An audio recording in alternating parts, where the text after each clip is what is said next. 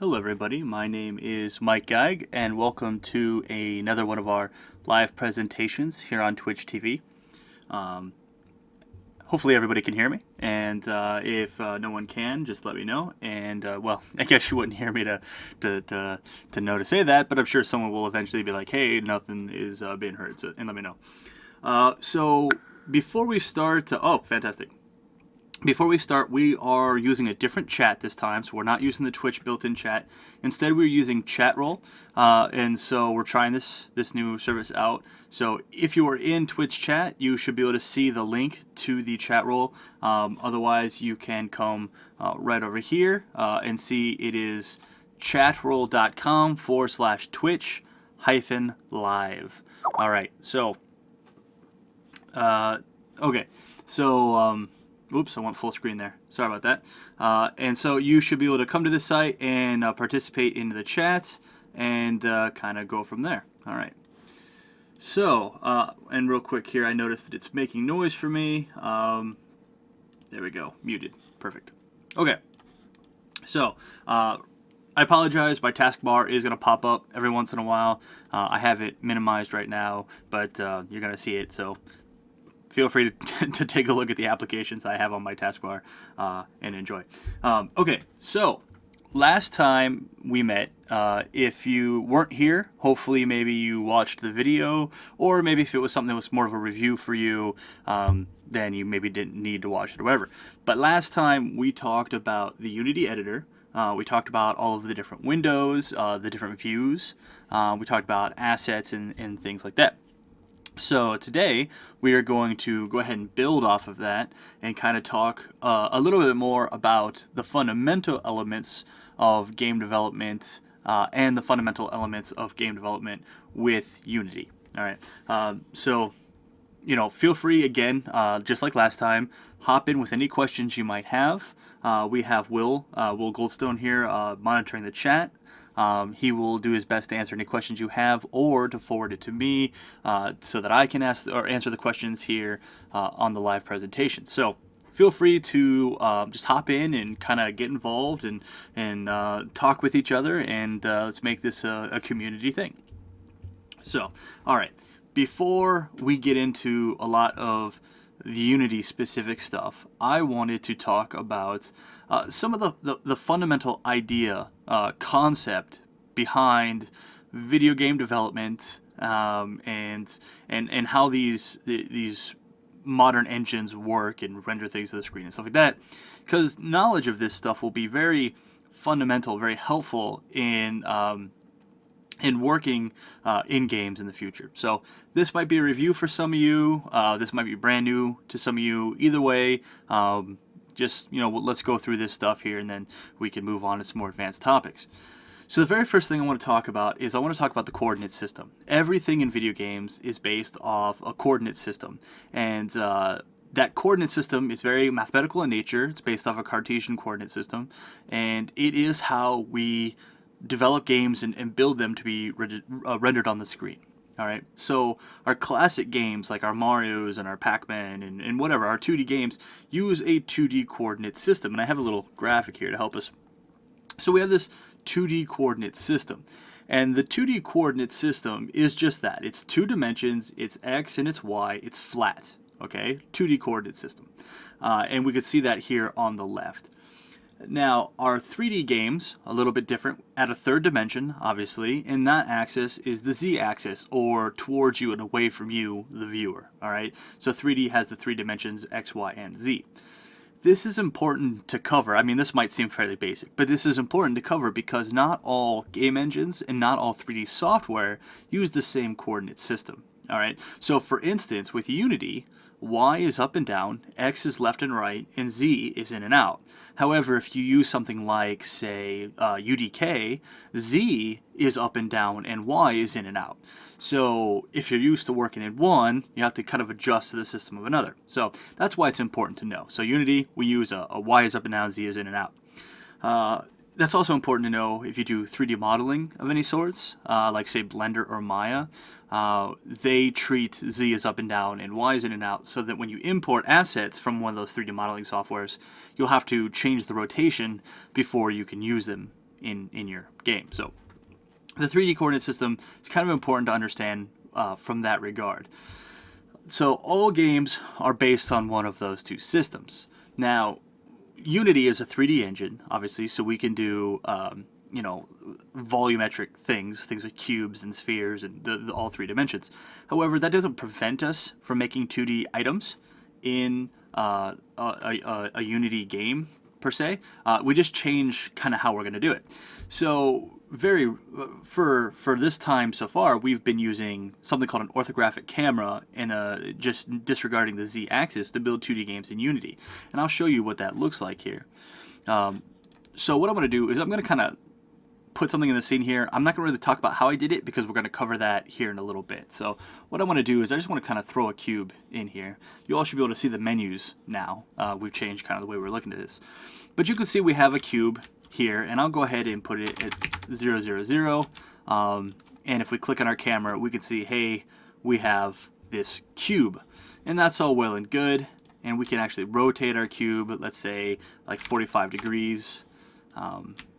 About the y-axis like this, and we can look at it again and we can see kind of it's rotated. And I'll actually bring my camera in a little bit so we can kind of get an idea of the perspective there. Alright, so if we look in the game view, we can kind of see this perspective based rotated cube. Okay, this is a standard 3D system.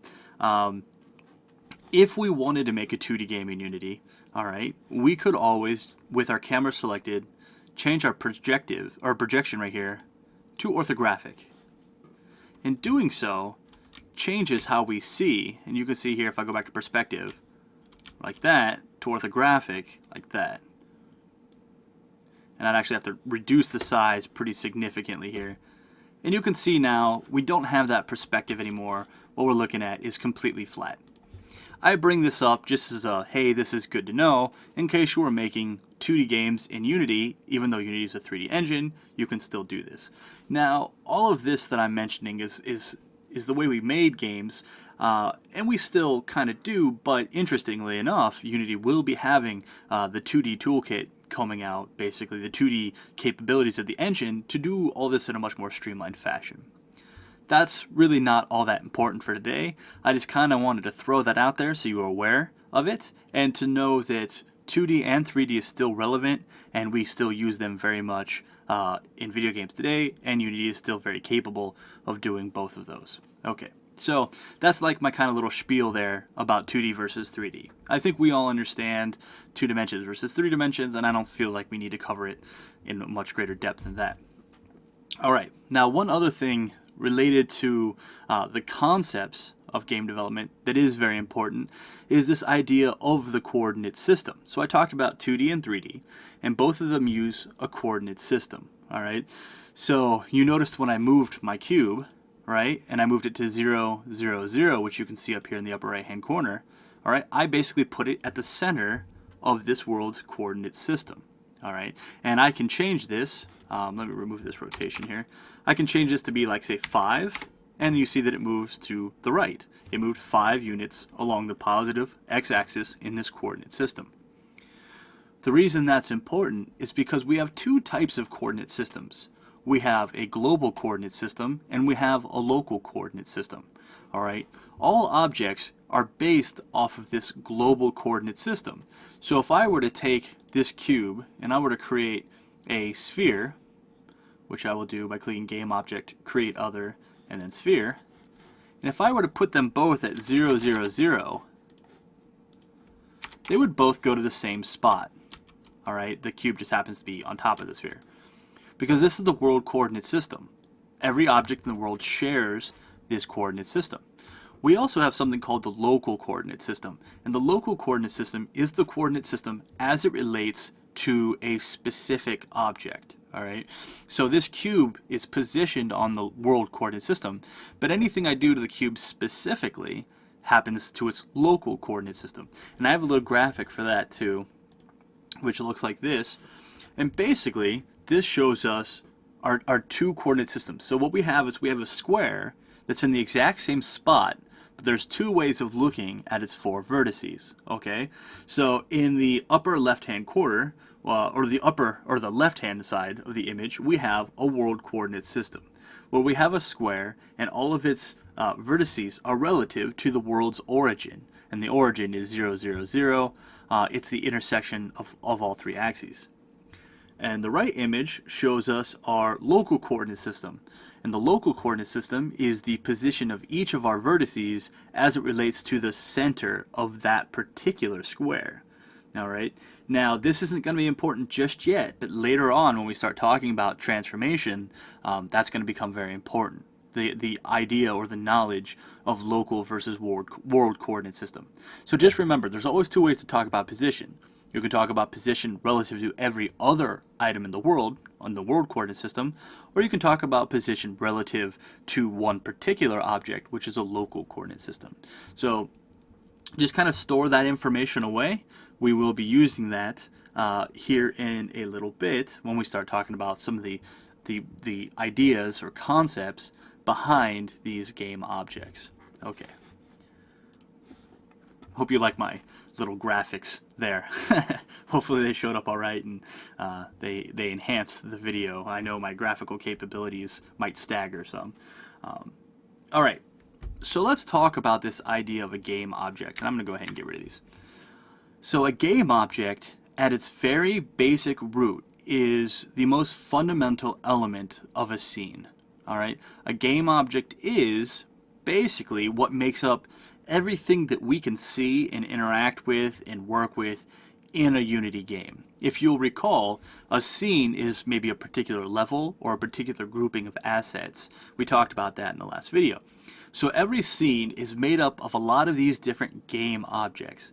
And the game object could be the player, the game object could be a car, enemies, bullets, buildings, walls, blocks, clouds, the sun, whatever. All right, whatever we happen to build, as it were, we can build out of these game objects. At their core, game objects are basically just empty containers. All right, they're buckets that we can stack a bunch of different things into, and add all sorts of functionality. So let's take a look at our most basic game object type. I can create game objects a bunch of different ways. So I could come over here to the hierarchy view, and I could click create, and I could choose, oh, I'm sorry, never mind, it's not in here. This is only very specific built-in stuff, so disregard what I just said. Instead, come up here to game object and create empty. I apologize. That's what we want, create empty, which you could also type or hold Control Shift and hit N, or if you're on a Mac, Command Shift N. I believe it's Command Shift N. I don't have a Mac, so please tell me if I'm wrong, but I believe Control is replaced by Command on a Mac. But we're going to go ahead and create this empty here, right there. And we are going to see what we get. And what we get is nothing, right? It's kind of a not a thing. We can click over here in our hierarchy view and see that a game object has been added to the hierarchy view, but that's it. If we look over here in the inspector, we can see that there's not much to it. The only thing we could see is that we have this name, the fact that it's enabled, which we can remember disable it by clicking here, tags and layers, and this transform component. And I will talk more about what these components are here in a little bit, but basically they add our functionality. So these components, or I'm sorry, this empty game object isn't very pleasing in the eyes. It doesn't really do anything, doesn't really have anything. It simply exists as kind of this placeholder that we can put all sorts of functionality on. Now, we'll look at actually adding functionality to this here in a minute. So let's just go ahead and get rid of this for now. All right. So, basically we have this stackable functionality, but let's look at some of these game objects that already kind of do stuff. So again, this game object menu here at the top, if I click this and go down to create other, we can see all of these different type of game objects that we can create. This is what we see too when we go to the hierarchy view and we click the create right here. So I could click create and I could click cube. Okay, and so this is still just a game object, like we saw the empty game object, but look at all the other things that are part of this. All right, this has a mesh filter, a box collider, all right, a mesh renderer, which is how we see our block, and we have a material section for our mesh renderer to draw, right? So these are all the components of this particular cube game object, and we can add components, we can remove components. If I really wanted to get weird with it, like I could click on my mesh renderer here and I could remove that component, and we can see now that we just have this box collider, all right, with nothing else to it. I can hit Control Z to undo that. I could remove my mesh filter, all right. I can remove the box collider, all right. I can re-add those. We can add and change functionality. And we have quite a few of these to choose from. So some other ones we can look at is sphere. A sphere is also another very useful one to look at. We have our capsule, cylinder. One that we're going to use a lot is a plane. A plane is very useful because it's a 3D shape that's really 2D. And that's cool because we can see it's flat. It's useful for putting stuff on it and whatnot. But the underside of it is not rendered, all right? So we can see it here, and if we go through it and then look up, we can no longer see it, okay? So a plane kind of acts as a 2D shape, only one side of it is rendered, and that gets very useful if we want to put like a texture on it or something like that, but we don't want it to cast a shadow, or we don't want to be able to see it from the other side, or whatever. They're very efficient, and they're very simple to use, all right? They make great backstops, if you will. And I'm actually going to use it as a backstop right now. So we have this plane, and what I want to do is I want to rotate it. All right, let me find my camera. Let me help me align myself in the scene there. Oh, there's our camera, and let me get that back into perspective view. And let me put this back. Click on my plane and put that at 0, 0, 0. There we go. And I'm going to move my camera back to where it started. Okay. So all I did is clicked on my camera and went to -10. Which moved it back away, and then I put my plane at 0, 0, 0, and I'm going to go ahead and take my sphere and also put that at 0, 0, 0. There we go. And so we can see how this plane makes a very useful backstop for other objects we might create. So with my sphere here, I'm going to go ahead and move it kind of towards my camera a little bit by putting it at, like, say, -3. And I'm going to take my plane and I'm going to rotate it. Now, if you're not really following along, that's fine. We haven't really talked about these transformations yet. I'm basically doing this for demonstration purposes, but I'm going to show you in more detail what I'm doing. So kind of just watch and follow along, and you'll see kind of more about what I'm doing here soon. But I am going to rotate, oops, not 90 degrees, 270 degrees. There we go. So that the plane pops up, because we want to make sure the visible side is toward our camera. So our camera can see the plane. Now, let's talk about some other game objects that exist. Well, how about lights? I can click Create and then create myself a point light right here, and boom, I have a point light. All right, and now if I look at my camera, I can see, or let's go up to game view, I can see the point light emanates light all around. All right, we could create a bunch of different things like that. Like if I didn't want a point light, I could click Create and Directional Light. All right, and change the direction of the light and stuff like that. So basically, these game objects, there's a lot of different game objects, and the only reason they're different is that they have different components on them, and that kind of changes how things work.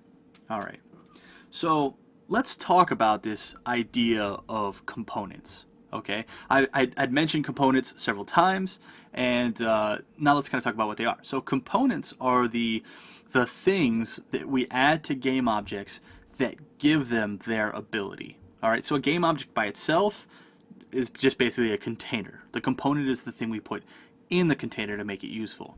So, kind of prove my point here, we have this directional light, we have this sphere, and we have this plane. Well, I'm going to click on this directional light, I'm going to get rid of it. All right, which makes things very dark. What I want to do is I want to click on my sphere, which is right here, and I want to add a light to it. I mean, there's no reason that another game object can't be a light. There's nothing different between a light and any other game object. They're both just game objects. The light game object just happens to have a light component, which, as it's a component, can be added to anything. All right. So the way we add a component is we can do one of two things. All right. We can click the component menu at the top and scroll through the different components, or we can come over here in the inspector and click Add Component. Both will bring up the exact same menu. All right. So I'm going to click Add Component, and I'm going to go to Rendering, and I see my light right here. Boom. Now my sphere is a light. It's also a sphere. Okay? The only reason the sphere is appearing dark is because the light is emanating from it and not on it. Okay? Light does not illuminate the object that it's on. If we wanted the sphere to glow from the light, we'd have to put something like an emissive texture on it, or I'm sorry, an emissive material on it, or something to make it look like it was glowing. I mean, it is emitting light, but it's not itself glowing because the light is coming from it, not on it. All right, so we can put all sorts of components on this thing. Right now, we can see that it has a sphere collider, and sphere colliders is something we'll probably talk about later when we're talking about interaction and things like that. But let's say I didn't want this thing to behave like a sphere. I could remove this sphere collider so it no longer behaves like a sphere, and we could see the green lines that denote the collider. You see these lines right here. When I remove that, go away. And instead, I want it to behave like a capsule. So I can click Physics and Capsule Collider. Now it looks the same until I go to the Capsule Collider component and I change its height. Oh, that was too much. There we go. There we go. And we can make it behave like a capsule now, physically speaking. Or maybe we don't like that. Maybe let's go to Physics. Let's try a box. There we go. So now even though it's a sphere, it'll land and sit flat like a box will. Okay. Again, we can make it look like a box, behave like a box, add a bunch of different lights to it. Let's say I wanted this to be both a point light, like we have here, but I also want it to be, let's say, a directional light. So I can come back here to rendering. I can add another light to it. Oops, never mind. I apologize. We can achieve this effect by nesting, but we can't have two lights on the same object. So that's my mistake. And I can actually show you guys how to do that here in a little bit. But the idea is that we can add components to change how it works. So I'll show you here that we can just take the point and we can change that to directional and change its color and do all sorts of wacky stuff with it. All right. Control Z undoes the things we just did. So these components help us achieve all sorts of things. Some of the other kind of the fun examples of a component, we can come to component and we can do, let's see, is it rendering? I'm looking for the specific one I want. It's not rendering. Miscellaneous. Effects. There we go. Particle system. Look at that. And we can make it emit particles. Okay? And so we can do things like that. And I'm not going to get into talking a lot about our particle system because there's a lot to know about the particle system, and we'll definitely cover that at another time. But again, our particle system is just a single component that can be attached to anything. All right, we can put that particle system on any game object, right? That's the most important thing that I'm trying to get across, is that the particle or any component is just that, a component. It can go on any game object to give any functionality that we want to basically anything that we want. So very powerful stuff. We can remove components just by right-clicking on the component in the inspector and click remove. You can also minimize components just by clicking on their name, left-click. Right-clicking removes it. Okay. So that is kind of my spiel about components there. The specific components will be covered in their own sections as we talk about them, but just know that they're all fairly universal. They kind of swap in and out, and they can make any game object behave like any other game object, because all game objects are just basically generic containers. Okay. That being said, I'm going to go ahead and delete my sphere and delete my plane. To do that, I just click on it and click the delete key. You could also probably click on it, right click, and select delete. One thing you might have noticed is that everything I add to my scene now is dark. Let me come here and add a cube. Before, the cube looked white, didn't it? Now it's dark. The reason for this is that we added a light to our scene at one point. If you were following along, then you added a light to your scene, and you're going to have the same problem. If you weren't following along, still white. And the reason for that is when we add a light to our scene, Unity automatically turns off the universal lighting, okay, which we can actually see right up here. Okay, it's this button right here where it says toggles the built-in lighting on and off. So since we no longer have a light in our scene, I want to turn that off. And now we're back. Okay, we will use Unity's built-in lighting to help us see. Okay, so if you happen to have a dark cube, just turn the built-in lighting back on by clicking it, and you'll be good to go. All right, I'm also going to click this button here so we get our grid back. That grid's going to prove to be useful here in a moment. And I'm going to take my cube and I'm going to be sure to position it at 0, 0, 0. Okay. So now what I want to talk about is this concept of transforms. Transforms and transformations, which all very closely ties to this coordinate system. All right. I talked before about the coordinate system, about how every coordinate system has an origin, which is at 0, 0, 0, or 0, 0 in a 2D coordinate system. And that's where our axes basically meet each other, intersect with each other, all right? And all points kind of go from there. Everything is kind of based off of this origin. So every game object has a transform, which you can see up here in the inspector. A transform. And what a transform is it's an object's unique position, rotation, and scale in the world.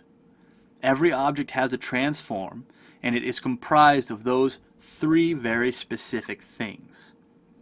From our transform, we have what's called transformations. Okay, and that's a very important distinction. So if someone talks about the transform, they're talking about something's position, rotation, and scale all together in one thing. That's its transform. However, if they're talking about a transformation, they're talking about one very specific thing. They're talking about maybe the change in its position, or the change in its rotation, or the change in its scale. All of those three things are called transformations. So we basically perform transformations on a transform. All right, and that might seem a little confusing, and hopefully we can kind of break that down and explain that a little bit more. There are three types of transformations, okay? There's what's called translation, and translation basically means moving, left, right, up, down, in, out. If you change an object's position, you have translated it, okay? Translation. Then we have rotation, which should be pretty obvious. The rotation is where we turn an object. We say we rotate about an axis, okay? And then we have scale. And scale is both the noun and the verb. It has a scale and we scale it. All right, so scaling is where we make it bigger, smaller, things like that. And we can do these through code, through the visual editor, and through the inspector. So let's talk about translation first. Translation is us changing the position. We can select our translation tool right up here. Okay, it's basically this cross with the 4 arrows. Or we can hit the W key. So I can select it with the mouse, or I can hit W. And we see that what we have is this little transform gizmo. Okay, like we talked about last time, red is always your x-axis, blue is always your z-axis, and green is always your y-axis. And what you can see is when I click on one of these arrows and move my mouse, we are actually moving this object's 3D position. We are translating it. Okay, and you can watch the inspector to see me translate along the z-axis, and me translate along the y-axis, and along the x-axis. Okay, I also have the ability to manually put in where I want this to go, or if I click beside the value, see how we have the value 2 here, and if I move my mouse over, I get this little mouse with 2 arrows on it. If I click and hold, I can do this. Okay, so we have a bunch of different ways of changing the values. We can also change them in code, but we're not really going to get into the code today, the actual scripting. We're going to see how much we can do here inside the editor. So again, translating is a transformation that changes the position of a transform. Okay, 4 specific terms that are all related to each other, but they kind of mean different things. All right, so just so you know, that kind of smooth that out there for you. All right, so the very next thing is the rotation. And the rotation allows us to move about an axis. Okay, that's the term. We move about an axis, which allows us to rotate around that axis. And we can select the rotation tool by clicking here, okay, or by hitting the E key, which will bring up our rotation gizmo. And we can see our rotation gizmo here. And I like that gizmo to be a little bit bigger, so I'm going to click here. And oh, that doesn't let me change the gizmo size. Okay, never mind. I figured that would allow me to change my gizmo size. I guess I can just I can move out, which will make the gizmo relatively bigger. So with rotation, it's not exactly how you would think. All right. So notice how with translation, the red arrow for X is going left to right. All right. However, when I click rotation, you'll notice that it's going up and down. That is because while the x-axis is left and right, to rotate about the x-axis moves us like this. All right, a little bit different than you might be expecting. The basic way to conceptualize this or to think about this is if I wanted to move an object about the x-axis, I would imagine a pin basically piercing the object along that axis so that the only way it could turn would be about that pin that was stuck to it, right? That held it in place. Likewise, if I had a pin coming from top to bottom, piercing this object and kind of pinning it in place, I would only be able to move like this. This is the movement about the y-axis. All right, and then finally, this is the movement about the z-axis, all right? Or axis, I guess, if it's plural, or singular, it's plural.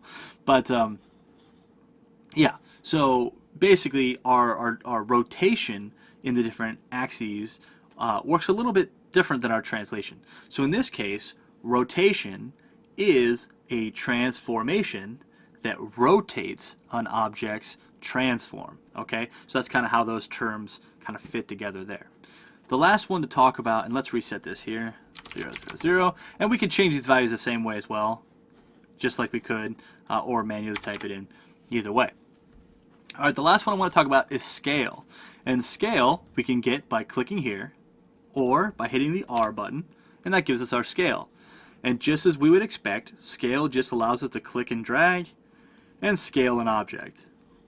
Okay, so we can make it bigger, we can make it smaller, and actually when we get in a negative it flips, just like that. We kind of want to avoid negative scale usually. Unlike the other transformations, we don't go to 0, 0, 0 with scale. Okay, we go to 1, 1, 1. All right, scale is a coefficient where we take an object's normal size and we multiply it by its current scale. So a scale of 1, 1, 1 means the object is 100% of its normal size. A scale of 2, 2, 2 means it's double its size. So we don't go down to 0 because that would be 0 times its size or nothing. All right. So unlike position and rotation, all right, scale has 1, 1, 1 for its values. It always has some size. If we want it to be half as big, we make it scale 0.5, 0.5, 0.5, and so on and so forth. All right. So that's kind of how we manage our scale. And again, scaling, I guess, is the transformation that we apply to the scale of a transform. So to kind of recap all that, the transform is the thing that is made up of the position, the rotation, and the scale, and transformations are what we apply to a transform to change it. And our three transformations are translation, rotation, and scaling. Okay, so now that we have that, one very important topic is to talk about the order of operations with transformations. Okay, so what order we do these in has a really large effect on the outcome. Remember when I talked about the local versus world coordinate system? Okay, and I had mentioned that all the transformations are applied to the local coordinate system and not the world coordinate system, and that is still very much true. While the transform is based on the world coordinate system, the transformations are based on the local coordinate system, and I can illustrate this for you. So I'm going to come down here so I'm a little bit closer to this cube. All right, and let's pay attention to this grid on the bottom here, these lines. Okay, so let's say I want to move an object, basically, let's say 1 unit to the right along the positive x-axis, and I want to rotate it 45 degrees along the z-axis. Okay, so just remember that. 1 unit to the right, positive x-axis, rotate about the z-axis. So I'm going to get my translation tool just by hitting W here, and I'm going to move this. I'm going to translate it until it's about 1. You know, that's not great. Let's do 2, just so it's more exaggerated. Okay, so that's about 2. I could type 2 in here to get closer, but that's fine. I want to do this by hand. Then I want to rotate about the z-axis. So I'm going to hit E to get my rotation tool, and I want to do about 45 degrees. And so, okay, there we go. So, and that's our final result. Okay, so what we did is we translated and then we rotated. Okay, let's bring it back. I'm going to hit Control Z here. Now, let's start by rotating. All right, so I'm going to rotate it 45 degrees. There's about there. That's close enough. All right, and now I'm going to translate it. Uh-oh. Do we see the difference? All right. Now, when we rotate and then translate, the object appears in a completely different position. Okay? Because locally to this object, X is now this way. The x-axis has been modified, and we can actually see it with the gizmo. We can see how X is different and Y is different. If I go along the Y, I'm no longer going up and down. I'm kind of going up and to the left or down and to the right. Right? So that is all completely changed. Furthermore, let me reset this back to the way we want to be. If I scale it, so let's say I'm going to scale it to 2, 2, 2, and now I want to translate it. All right. I can't quite tell if it was scaled or not, but generally speaking, the translation is scaled. So if the object is double its size, it needs to move twice as far to move 2 units. Okay. So the size of an object affects its translation. The rotation affects its translation. All right. The rotation affects its scaling. So always be sure to kind of do things in the right order to get the end result, because the local coordinate system is going to change. All right, as we perform transformations on it. And it's that local coordinate system that kind of determines how things are going to look and how things are going to behave and how things are going to work with each other. Okay, so far I've talked about our game objects, I've talked about the 2D, 3D, the local versus world coordinate system, components, and some transformations. The last thing I want to talk about today is this concept of parenting or nesting or grouping, which is very important in Unity and helps us very much keep items together and make items behave in a very specific way. So I have this sphere, all right, and I'm going to go ahead and position it at 2, 0, 0, just like that. I'm sorry, I called it a sphere. It's a cube. I was looking down here and I saw a sphere. So we have a cube, I'm sorry, and I'm going to position it at 2, 0, 0. I'm now going to add a sphere, and I'm going to push this at -2, 0, 0. All right, so we have these two objects, one a sphere and one a cube. I have the capability in Unity to group these together or parent them together. All right, and the way I do this is I simply come to the hierarchy and I click one and I hold it and I drag it onto another one. And now we see this little arrow appear next to cube. All right, and we can see that sphere is underneath of it. So if I click cube, it selects both. And if I click sphere, it just selects the one. All right. A couple things that this greatly affects. The first is that we see that cube is at 2, 0, 0. Okay, it's at 2, 0, 0. That's where we put it. But if I click on the sphere, notice where it's at. It's at -4, 0, 0. Now you should be thinking, why isn't that at -2, 0, 0, where we put it? Because now that the sphere is nested under the cube, it no longer listens to the world coordinate system. It instead listens to the local coordinate system of the cube. All right, so it knows it is -4 units away from the cube. It does not care that it is only -2 units from the original origin. In fact, if I were to put this at 0, 0, 0, it would be centered on the cube now and not on the world's 0, 0, 0. So you have to keep in mind that once an object is nested, all right, it is relative to the object it is nested under for its transform.